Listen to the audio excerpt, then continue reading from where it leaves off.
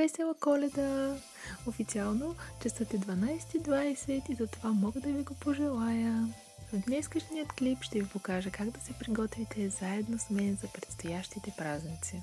Имам идея за грим и 2 тоалета, които може да използвате за Коледа или Нова година, ако се събирате с приятели или отивате на парти и нямате никаква идея как да се приготвите. Стъпките са много лесни. Започваме с нанасянето на основа за грим. Аз използвам тази от Oriflame и както може би повечето от вас сега са разбрали, я обичам. Следващата ни стъпка е да нанесем фондютен. Аз използвам този на CoverGirl, но вие може да използвате фондютен, който е подходящ за вашата кожа на лицето. Не забравяме да нанесем и коректор, с който да прикрием тъмните кръгове под очите ни.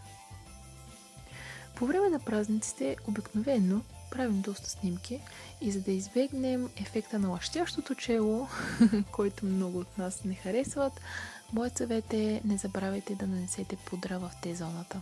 С помощта на четка нанасям по целият клепач и в ъгълчетата на очите ми от белият Infinity White цвят на сенките ми от Maybelline. Използвам и най-светлият цвят от палетрата ми Naked 2, който за съжаление не успя да се покаже от камерата ми. Сложих си малко спирала и черен молив във водната линия на окото. Любимото ми червило на Rimmel London номер 10, който нанасям върху устните си и също така реших да използвам като руж.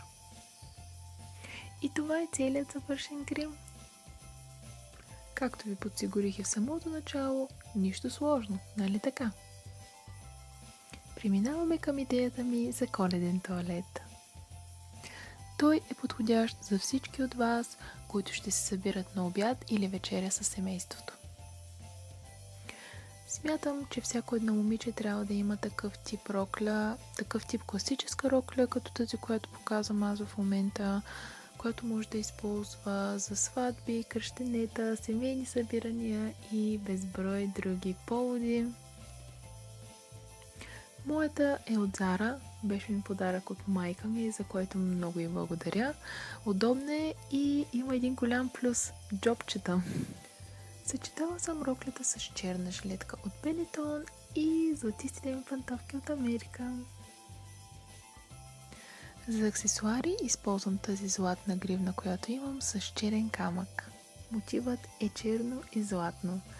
Върху своите ногти избрах да нанеса от черният лак на Golden Rose и златистият на Flomar. Техните номера ще бъдат написани долу в описанието. Не смятате ли, че пантовките направо си крещят новогодишно парти?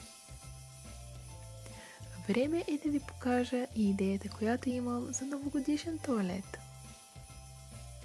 Нося бяла изчистена тениска от колекцията на H&M Basics.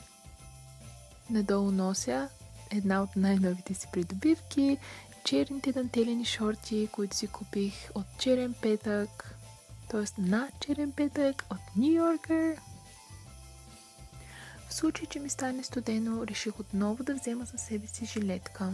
Моята е от Only и отново имам бонус 2 джобчета, които мога да използвам, за да държа своя телефон, защото шортите нямат такива. С косата си не съм правила нищо специално, просто реших да я дигнала висока опашка и я завързах с сатенена дантелена панделка, по която има златна нишка. Това беше всичко от мен. Надявам се клипа да ви е харесал. Извинявам се за забавянето, но знаете как е. Празници, семейство и така нататък.